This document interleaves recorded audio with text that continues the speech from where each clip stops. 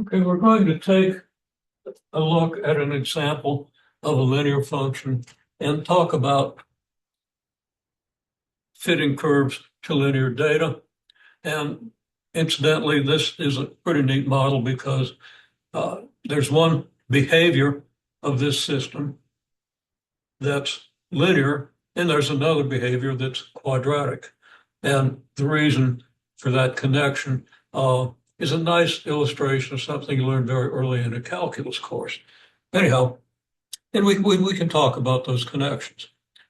But this is a graduated cylinder, got some water here. There's a hole in the bottom of the cylinder here. And I'm going to fill the cylinder with water with my thumb over the hole.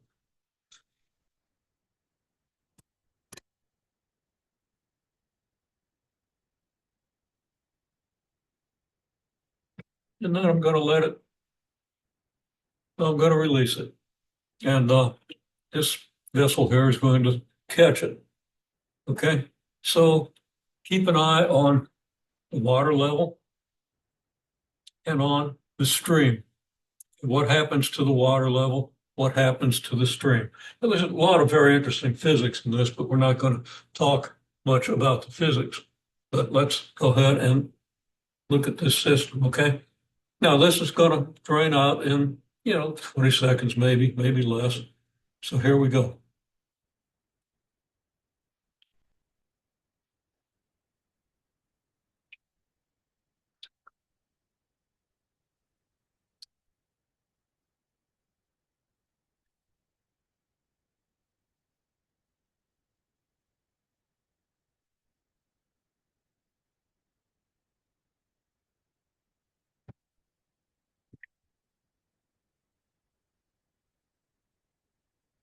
Okay, now the thing is dripping water.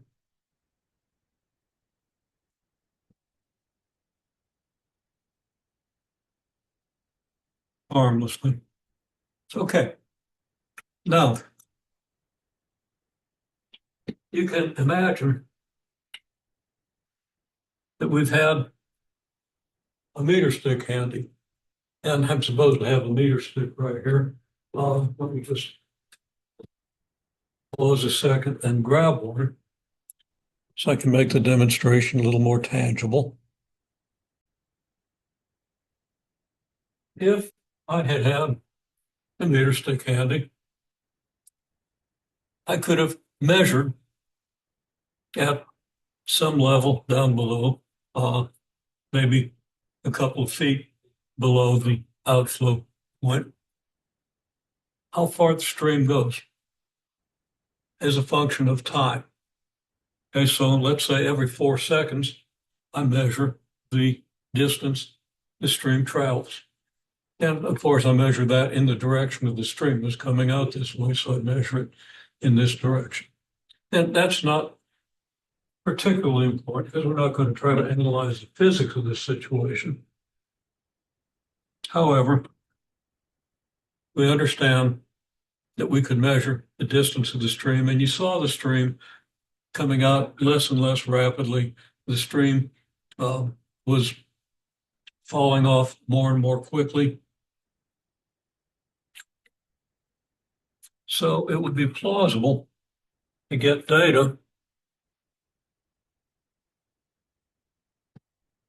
maybe looks like this. Time, and we'll call the horizontal distance x. Now, to be specific, we have a container here. Here's an outflow hole. At some distance below, we're measuring the distance x traveled by the stream at a given time. So actually, this is a function, x is a function of t. As t goes on, x gets less and less. X decreases. So let's say we do t 0 seconds, 4 seconds, 8 seconds, 12 seconds, 16 seconds, and 20 seconds. I'm not sure it even took 20 seconds for that to empty out, but let's just say it did. Okay. And let's just say that x is, and it's measured, t's measured in seconds. X is measured in centimeters. Again, that's not important to you, but when we take data, we want to know what the units of our data are. So what is important is to know in what units X was measured and in what units T was measured. So that X at the beginning, the instant the first drop of water hit out here, let's say X was observed to be 62 centimeters. Then at 4 seconds, it's measured to be 50 centimeters. At 8 seconds, it's measured to be 43 centimeters. At 12 seconds, it's measured to be 30 centimeters. At 16 seconds, it's measured to be 18 centimeters. And at 20 seconds, it's measured to be 11 centimeters. Okay. Now, the stream doesn't behave all that well. It's a little hard to see. The stream kind of spreads out. It's a little hard to measure X exactly. So we just make our best estimate. The stream might actually fall on the meter stick between,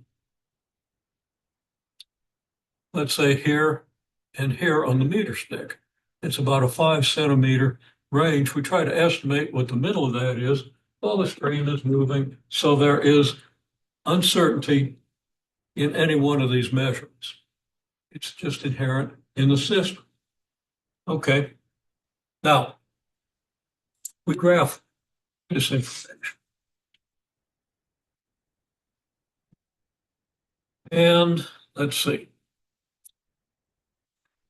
Just for convenience, I'm going to put 64 here. And then halfway from 64 to 0. And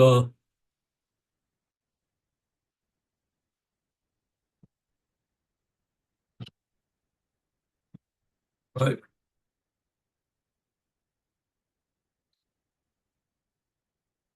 Okay, I'm going to let X be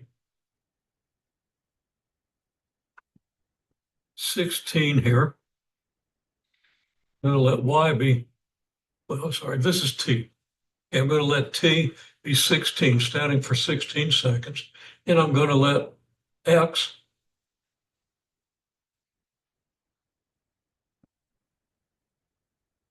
be 64, standing for 64 centimeters. Now, the reason I chose 16 and 64 is these are all powers of 2, and you don't necessarily have to know that, but I like to do it like this. You get a reasonably accurate graph. And talking about a reasonably accurate graph, I draw a wobbly vertical line. So this graph is not going to be completely accurate. But this line is supposed to be halfway between 0 and 16. So T is 16 here. T is going to be 8 here. And then 4 is going to go halfway between 8 and 16. And then halfway, between 0 and 8. And halfway between 8 and 16, we have T equals 12. And each of these lines is separated by 4 units of T from the one before it. And then if we space another line out here equal to all these of equal spacing, we get our T equals 20, which might be a little hard to read. Then I'm going to cut 64 in half to get 32. And I'll label that over here, X equals 32. And I'll cut that in half to get X equals 16. Then halfway between 32 and 64 is 48. So here's X equals 48. And now I've got a grid within which I can pretty reasonably estimate the locations of the points where T is 0 and X is 62. Okay, So t is 0 on the t-axis, or the x. This is the x-axis, this is the t-axis. Okay, 62 here is going to be between 48 and 64, a whole lot closer to 64. I'm going to say there's our first point. Then when t equals 4, x equals 50. Well, 50 is just a little more than 48. T equals 4 is here. So I'm going to have a point here. And then when t equals 8, x is 43. So here's 8. Now here's 48 and 32. Where's 43? Well, halfway between 32 and 48 ought to be 40. So t equals 40 ought to be about here. And t equals 42 maybe about here. Then, and that's x equals 40. I'm getting confused about my numbers, but you understand what's going on with the graph. Okay, so when t equals 12, x is supposed to be 30. Where's 30? Well, 30 is just a little below 32. So maybe it's about here. When t is 16, x is 18. Well, here's x equals 16, so x equals 18 is going to be maybe here. And when t is 20, x is 11. Well, let's see, 8 would be here, 11 would be about here. Okay, so now I have what I call a scatter graph. This is a scatter graph of my data. And I could take, best if I do this with a string or something, but I can take a straight edge and attempt to draw a line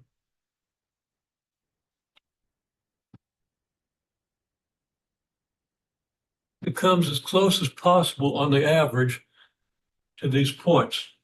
Now, in fact, what I'm trying to do is minimize the squared vertical distance between the line and the point.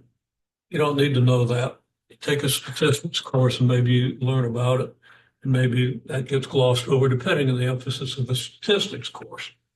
But we see that some of the points are a little high. This point and this point are a little bit high. We almost go through this point, but this point is a little low. I'd say my line should have had a little less negative slope. Okay. So I could have improved in that line, but that's not a bad estimate of the straight line that models this data. Now, in reality, if the data is accurate, to the extent that it's accurate, every one of these points should lie in the same straight line, okay?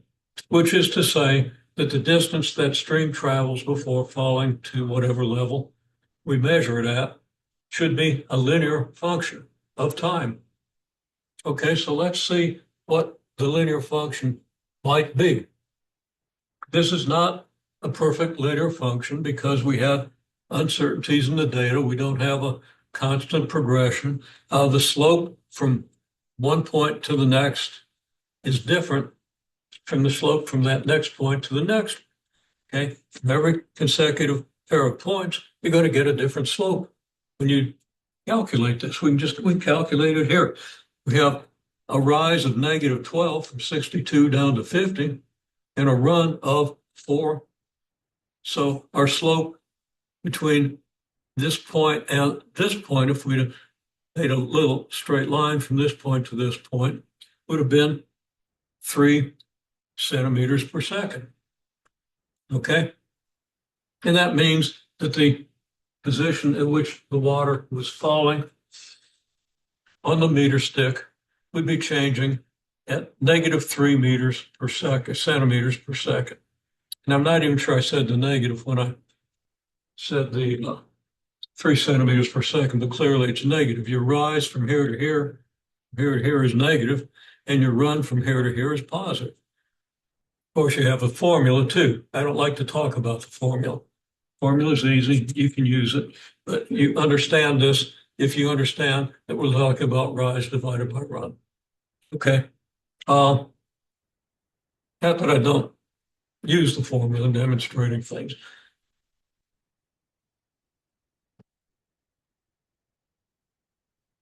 if I was to calculate the slope between this point and this point's a little low, this point's a little high compared to my straight line, I would get a rise of -7 and a run of 4, and my slope would be -1.75 as opposed to -3. Okay, and similarly with any other pair of points.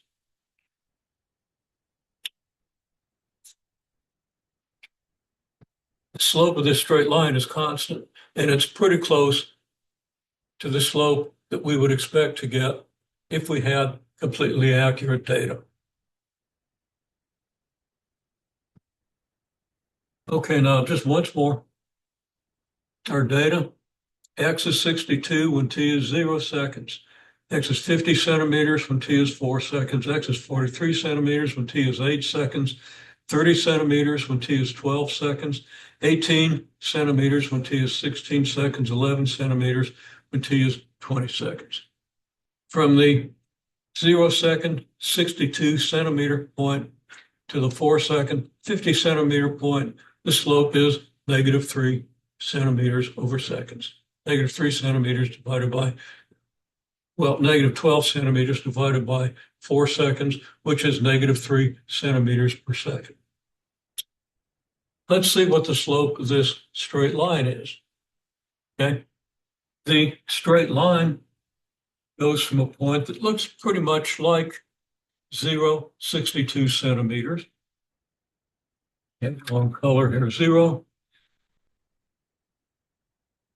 62 would be the coordinates of this first point. Now I'm talking about a point on the line, and it just so happens that the line pretty much went through my first data point.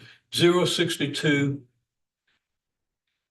just happens to be my first data point, and it also happens to be on the straight line as best I can see it. Now this last point down here appears to be, well, let's see. X is 0 on the t-axis. X is 16 here. This is a little less than halfway between 0 and 16. So I'm going to say that this point here is 27.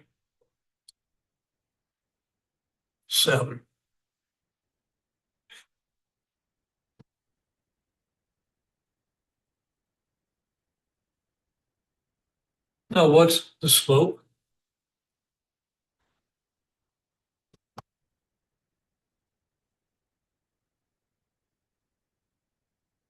It's the slope of an approximate best fit line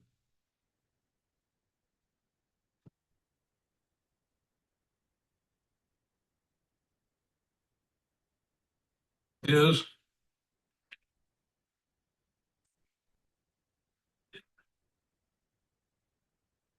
slope equals rise over run. Rise from here to here is from 62 down to 7, and that would be 7 minus 62. And the run is from 0 to 20, which is 20 minus 0. So that's -62 over 20. And that equals -3.1. Now, with a slope of -3.1, and let's use the point 27. We know that our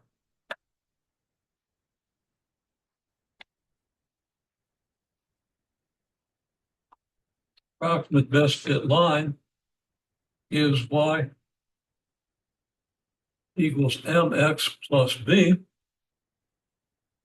Okay, that's a general slope-intercept form. And we could cheat and use this first point as the slope-intercept. B would end up to be 62, but we're going to use this point instead.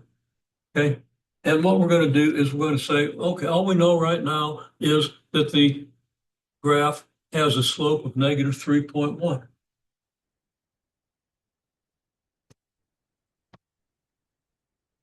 Now that's negative 3.1 centimeters per second. And I say y equals mx plus b. This graph doesn't have a y. It has an x, but the x is where y used to be, okay? So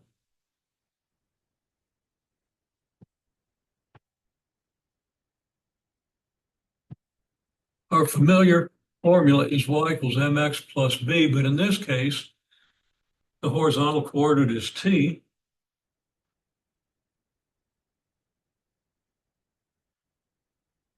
So instead of mx plus b, we'd use mt plus b. And instead of y up here, we're going to use x. Now that's the same form as y equals mx plus b. But since we're graphing x versus t instead of y versus x, the equation has to be x equals mt plus b. Now our slope is negative 3.1, and that's centimeters per second. And that's multiplied by t. If we multiply centimeters over seconds by seconds, we get centimeters, which we'd better because x is measured in centimeters. Plus b, and there's x. Now, using the coordinates of the point 27,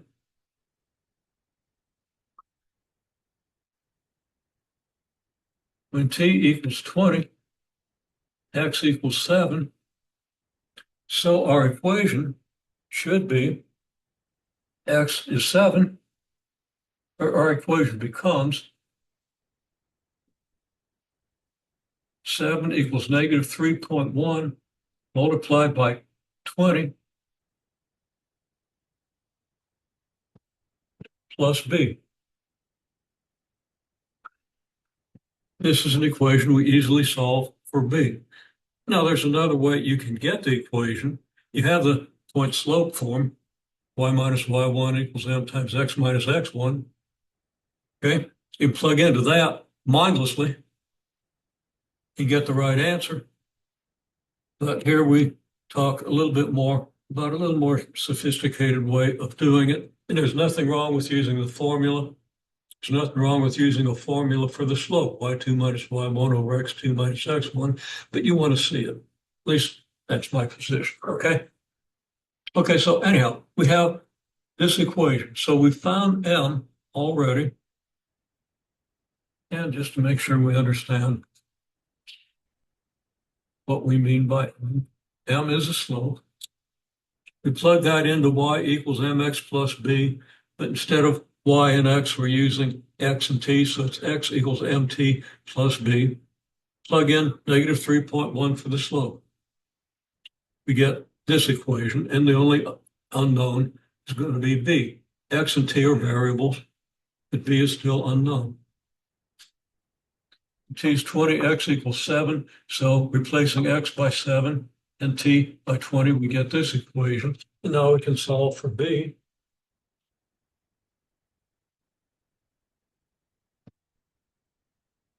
Just repeating the equation up here, then we're going to do the arithmetic.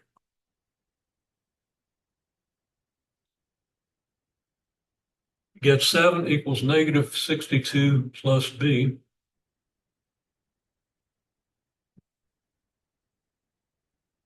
Uh-oh.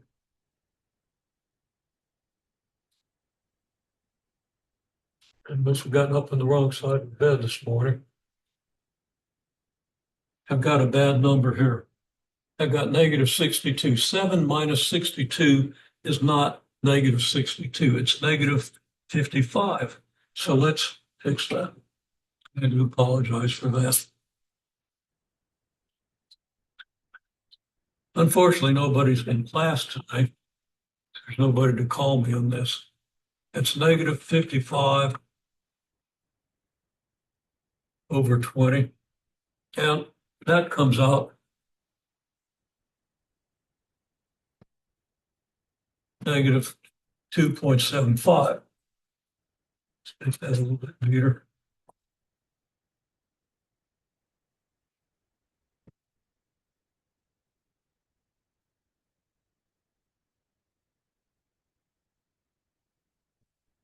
And then where I have the negative 3.1, I'm going to need negative 2.75. Let's fix that.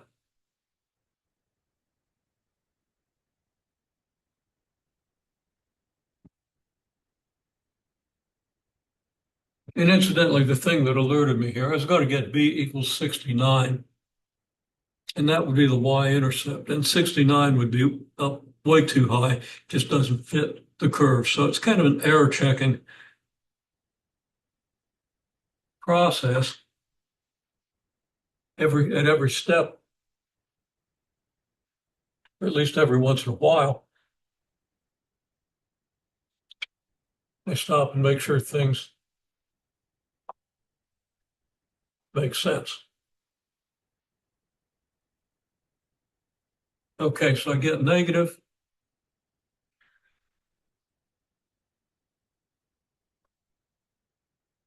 2.75t.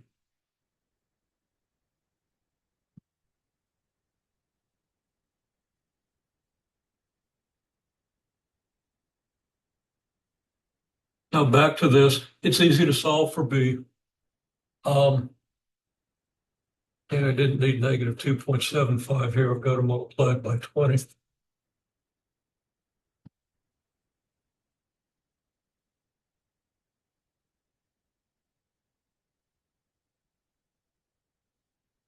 And 20 times 2.75 is 55 plus b. We solve and we get b equals 62, which is, of course, what we already knew.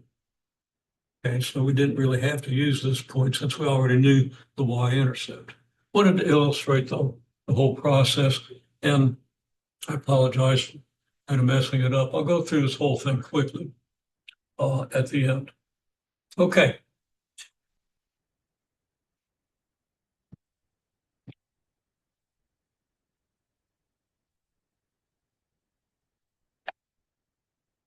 So our model is x equals negative 2.75t plus 62. Now, if we want to determine what x should have been, let's say at t equals 10.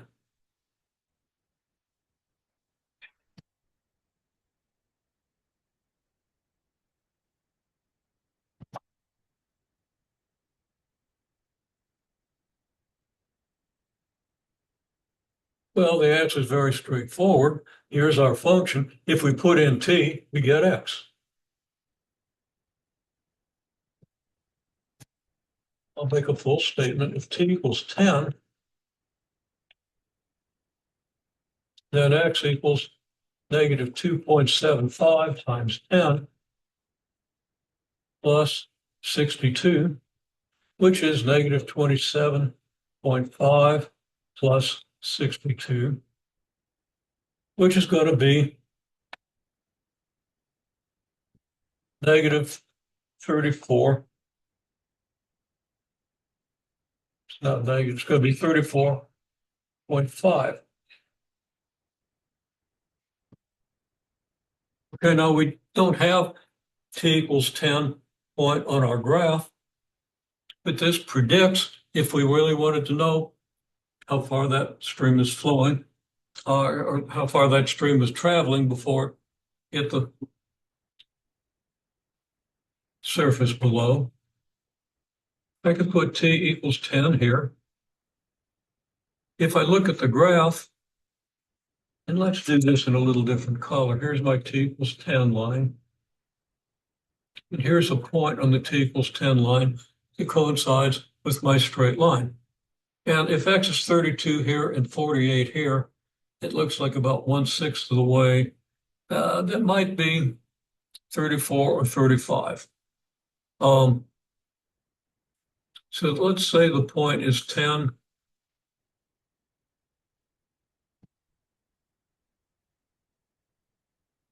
Four. If we estimate it, but of course, we just saw 34.5. Okay, so really, that point would be 10, 34.5. 34 might be our estimate, but 34.5 is accurate by our regression line. If our regression line should have really had a little less downward slope, then this point might well be a little bit higher, or even a little bit lower, depending on how we adjust the line. Software, through a process that you can understand once you've had a calculus course or linear algebra course, there are two ways to do this. There's a way of determining exactly what line fits the data best. Okay. Again, that would be, in a sense, the line that comes as close to all these points on the average. Although really, you're not talking about how close you come to the point, but that the square distance, vertical distance between the line and every point. Okay.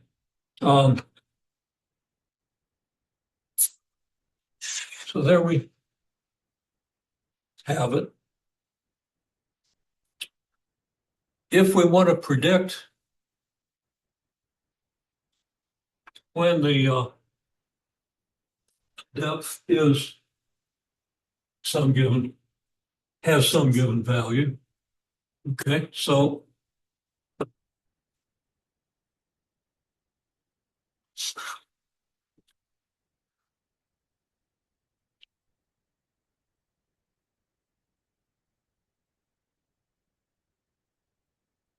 and let's see, we want to predict when the depth is what? Let's say, I could do 10, but let's say we want to predict when the depth is 14.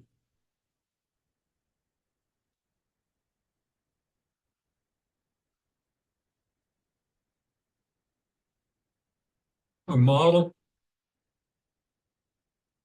x equals negative 2.75 t plus 62.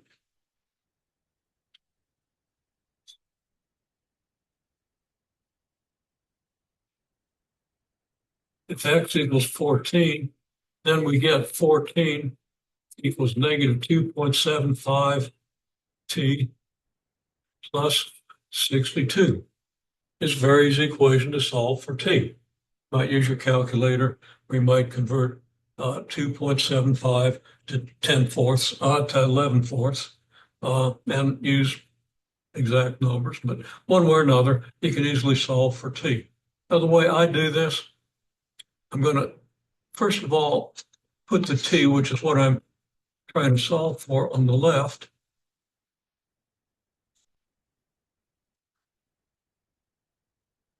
And the 14 on the right. So the right-hand side, which is the side containing the t, becomes the left-hand side, and so forth. So I've got negative 2.75 t. Well, I've got it, so I don't have to write it again.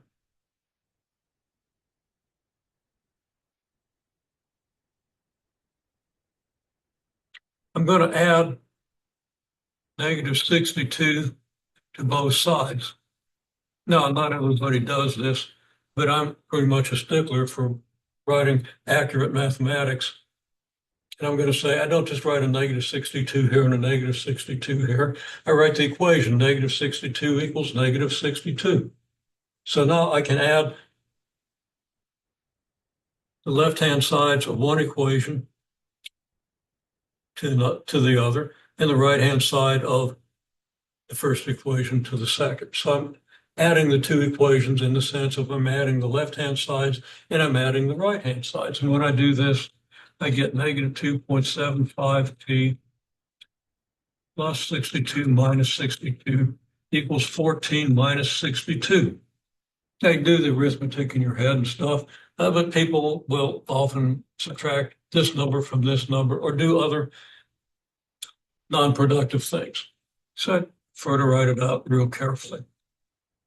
You can do as your instructor prefers, because everybody has different priorities, protocols, and so forth. One way or another, whichever way you choose to solve this, you're going to end up with negative 2.75 t equals negative 48. So you're going to have negative 2.75 t over negative 2.75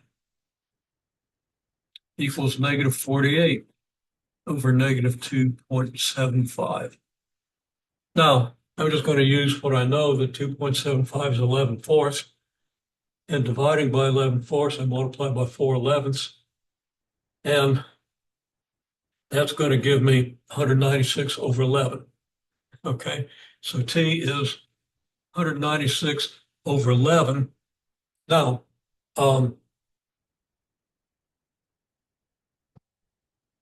11 times 18 is 188. So I'm going to say that's approximately 18.5, but I did all that in my head.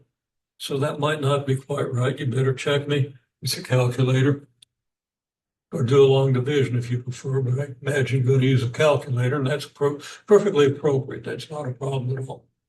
Okay, so t is approximately 18.5. Now, what's this tell us? It tells us we should be at 14 centimeters when t is 18.5 seconds. So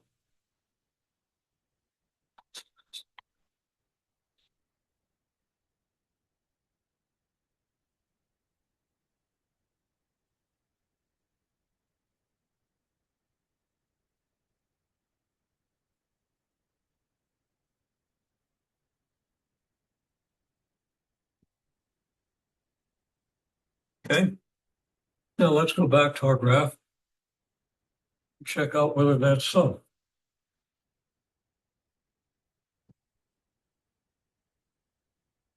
On the graph, a depth of 14 centimeters occurs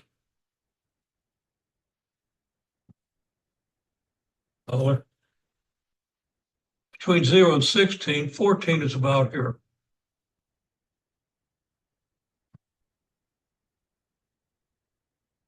So right here is x equals 14 on this horizontal line. We intersect the graph at this point, and now we come down at a perpendicular, and t equals what? Well, it looks pretty close to halfway between 16 and 20.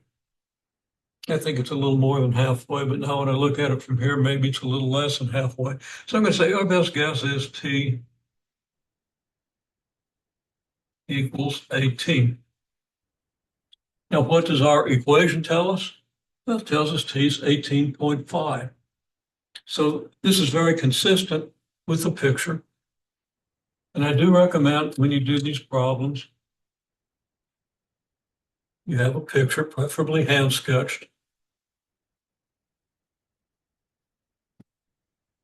You learn more if you sketch by hand and think about what the numbers mean and how they relate to the situation.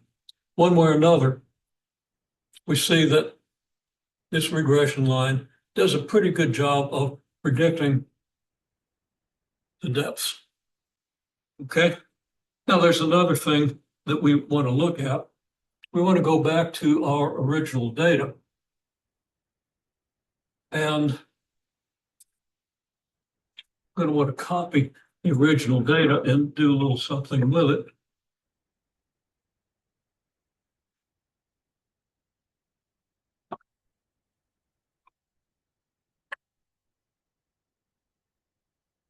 Here's our original data.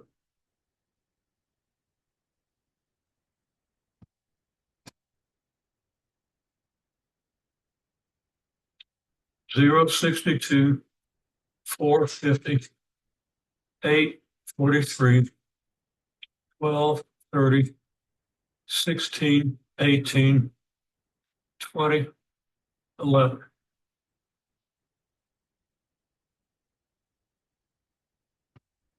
Another column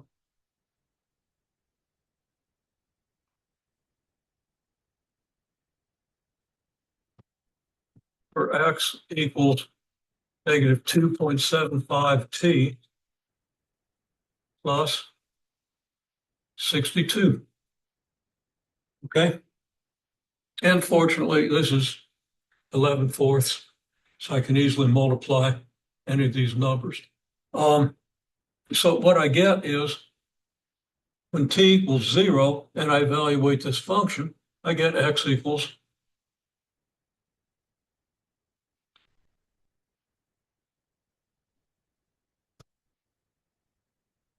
negative 2.75 times 0 plus 62. Well, that's just 62. We didn't really have to write that out. When t is 4, x should be negative 2.75 times 4 plus 12. Well, 11/4 of 4 is 11. That would be negative 11. That would say 51. Okay. Now, I'm not going to write out this calculation every time. When t equals 8, well, you'd have 8 here and you'd write it out. But that actually gives me negative 22, so I get 40. And now I've got a pattern. I'm always going to go down by 11 because t's always going up by 4. And 11/4 of 4 is 11.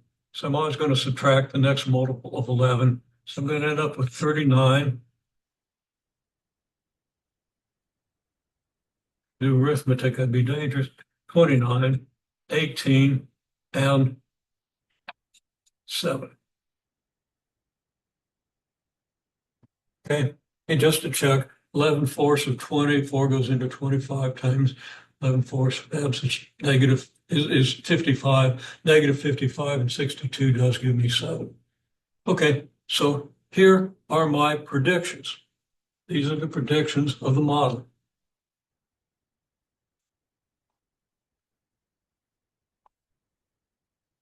One more step that you might or might not talk about in your class.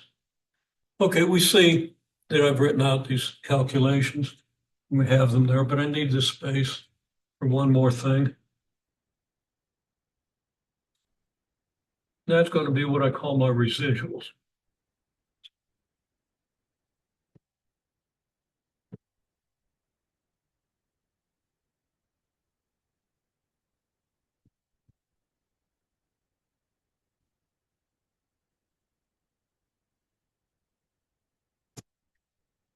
Okay, so my residuals go in a column here. And the residual is just what the model predicts minus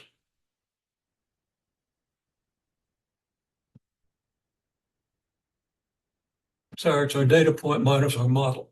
Okay, so we subtract what the model says from what we actually observed, and we get 62, 62 here. The residual is 0. 50 minus 51 is negative 1. Now this corresponds, you see on the graph here, which is getting a little crooked, you see on the graph how this t equals 4 point is a little bit lower than the residual, than the regression line. Okay, so we get a residual of negative 1. It just tells us that this point is 1 unit lower than the line, which pretty well matches what we see on the graph.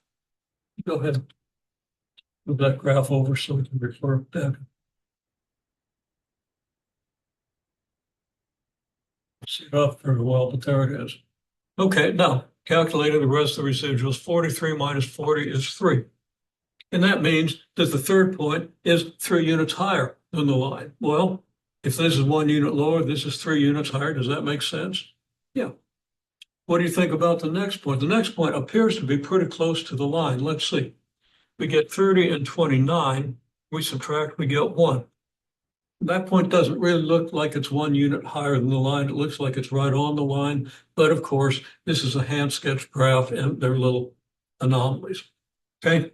And then the next point has a residual of 0. That corresponds to the t equals 16 point on the graph. And that's very consistent. The graph looks like it goes through that point. Then the graph has a pretty high residual here. The actual data point is quite a bit higher than the point on the graph. And if we do 11 minus 7, we get 4, telling us that that point is a little bit off. And that sort of tells us that if we adjusted this line just a little bit higher here, we would get a lot closer to this point here. We'd have a much lower residual, and we get a lot closer to this point up here, at the expense of being a little further from a couple of these other points. All right, well, that's about as far as you want to go in thinking about this thing.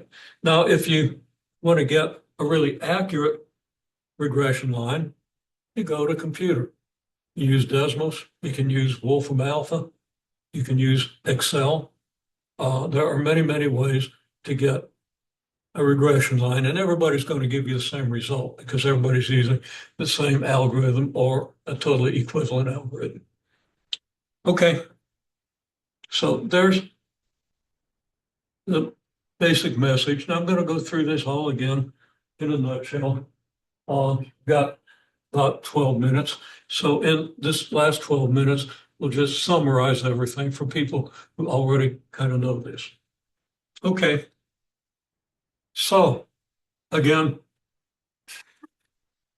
now you'd have to refer back to the beginning of the video to see that we've filled this tube with water, and water came out of this hole and was caught in a vessel. But if it had been allowed to come out of this hole and land, let's say on this flat surface, we could have put a meter stick down on that flat surface, and we could have measured how far the water goes at some series of times. Okay, now I chose to think about 4-second intervals. Okay, at 4-second intervals, we saw that the distance x, that's the distance the water traveled in the horizontal direction, not along its curve, not from here to there, but how far it traveled in the horizontal direction.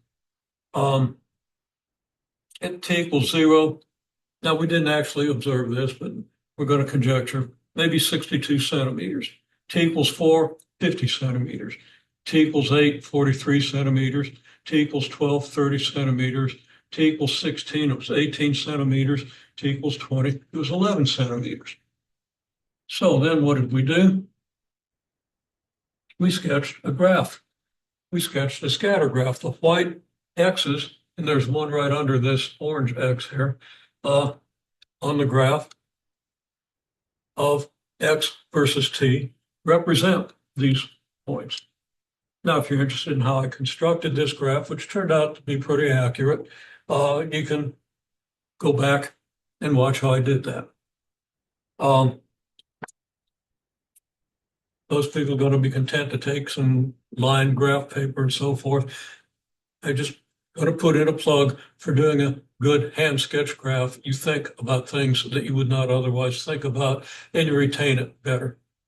I think that's a kind of an hypothesis, but it's pretty consistent with what we seem to observe when we observe students. Okay. Keeping digressions to a minimum, we then took a straight edge, tried to figure out where the best fit line would be. Now, the problem with a straight edge is that it obscures some of your points. So if you're really trying to do this, use a piece of string and adjust it until on the average you appear to be as close to all the points on the average as possible. Now, I'm kind of in the way, but I get out of the way a little bit. You see where I think that line ought to be, and you see where I drew it. Maybe should have been a little bit higher and maybe had a little less slope. On the other hand, the actual best fit line doesn't just minimize the average distance of the line from the points. It minimizes the average squared vertical distance between the line and each point on the average. Okay, so anyhow, there's the line. Now, what do we do with that line? Well, we have enough information to find the equation of the line. We can find the slope of this line. I happen to use this first point and this last point. Better to use points that are far apart because little errors you make in estimating the coordinates of points make less difference if your points are far apart. Okay, slope of the approximate best fit line according to this point and this point where I estimated the coordinates would be, well, rise over run. We run over here and we rise there. The rise, of course, is negative. If you use a formula, you're going to get it y2 minus y1 over x2 minus x1. I prefer you see we're going from 62 down to 7. Okay, that's 55 down. And we get that by doing 7 minus 62. And that, of course, is y2 minus y1. But think about what it means or you're going to forget it. Okay, and then over 20 minus 0, the coordinate here minus the coordinate here. That gives us negative 55 over 20 is negative 2.75. Now, there's also a formula you can use for point slope, y minus y1 equals m times x minus x1 and so forth. I'm doing it a little bit differently, and I think consistent with the way most of these texts do. We know that the equation of a straight line is y equals mx plus b. In this case, though, we don't have x on the horizontal axis, we have t. So instead of x, instead of mx plus b, we'll have mt plus b. And on the vertical axis, we've got x, not y. So we're going to have x equals mt plus b. So there is the form of the equation that's going to agree with the labeling of these columns and this graph. Well, we plug in negative 2.75 for t, and suddenly all we need is a value of x and a value of t, and we're going to be able to solve for b. Well, we just pick t equals 20, x equals 7. Okay, just using this point. T equals 20, x equals 7. We plug that in, and we get the equation 7 equals negative 2.75 times 20 plus b. Yeah. T is 7. Sorry, x is 7. T is 20. Okay, T is 20, x equals 7. We solve that for b, we get b equals 62. So our model is x equals negative 2.75 t plus 62. Then we can answer simple questions. Let's suppose we want to know where the water is going to be when t equals 10. Because after 10 seconds, we want to do something. We want to run out with a cup and catch the water. Okay, so when t equals 10, we just plug that into our model. X equals negative 2.75 t plus 62.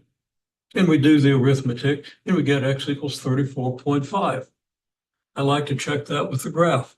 T equals 10 is halfway between t equals 8 and t equals 12. So here's our t equals 10 line. It hits the graph right here. I estimated, there's an honest estimate at this point, it looked like 32 or 30, or 34 or 35. And since we got 34.5, I was pretty well on that. And I actually did that honestly. I said, that's about 1/6 of this distance and so forth. And I use that to get 34 or 35. Okay, I wouldn't have been able to actually estimate 32.5 with a lot of confidence.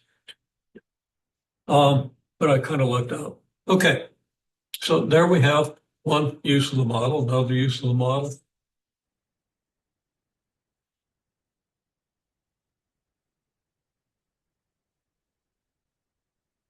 We were able to predict when the depth is going to be 14 centimeters, when the depth of the water is going to be 14 centimeters. Maybe we want to do something when the depth is 14 centimeters. Okay, the model is x equals negative 2.75 t plus 62. T is when, x is where.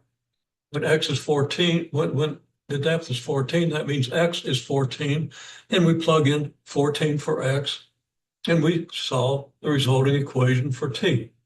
And that's very easily solved. We get t approximately equal to 18.5. If you want to see the details of the solution, see how I solved it, fine. If you know how to solve this equation easily, which you probably do by this point, you don't need to belabor yourself with that explanation. The depth should be then about 14 centimeters when t is 18.5 seconds. If we then compare that with the graph, well, I drew a line that I thought was at about x equals 14. Between 0 and 16, 14 would be about there, maybe even a little bit higher.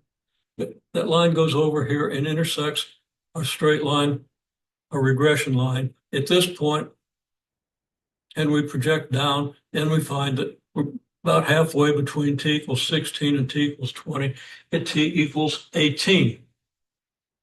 Now the actual regression line gave us t equals 18.5, so we're pretty confident that we solved the equation correctly and that we did the graph correctly. There's a lot of consistency there. And one more thing, there's this thing called residuals.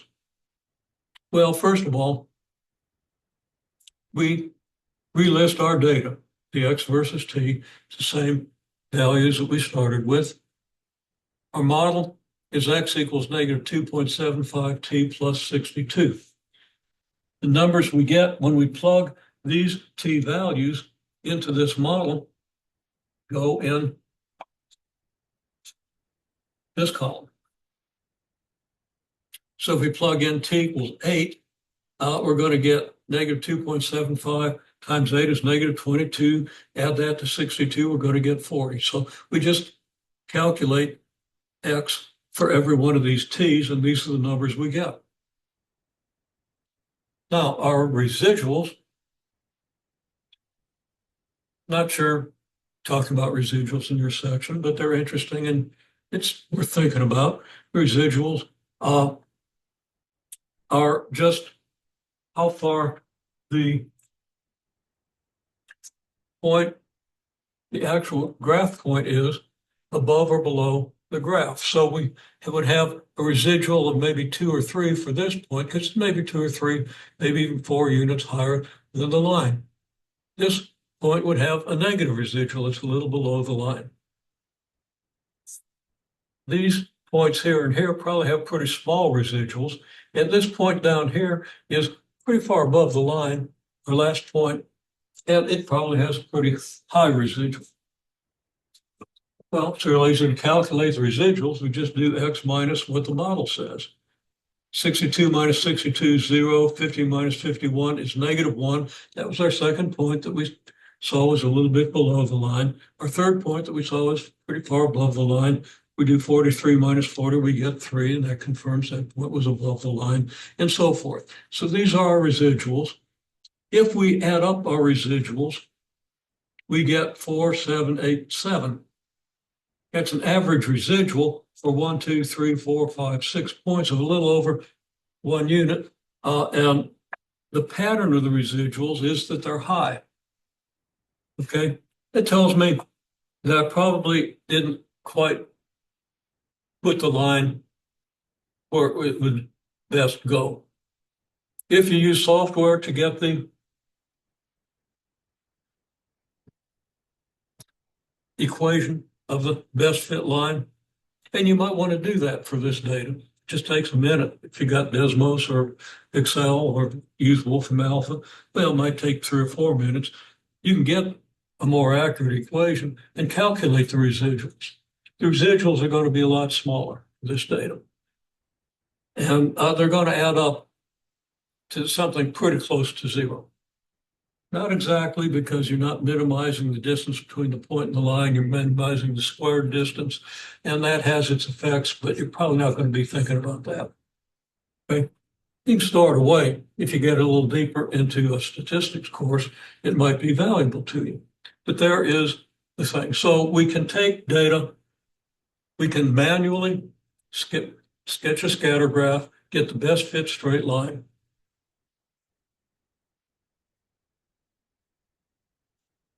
Or at least our approximation of the best fit straight line. And we can do predictions, okay? We can figure out T if we're given X. We can figure out X if we're given T. One more thing I'll say about this model. You have quadratic functions coming up. The depth is a quadratic function of time. The horizontal distance traveled by the stream is a linear function of time. And it turns out that what the rate of change of a quadratic function is a linear function. And that's an important connection. So when you study quadratic functions, there are real connections. There are important connections to the real world.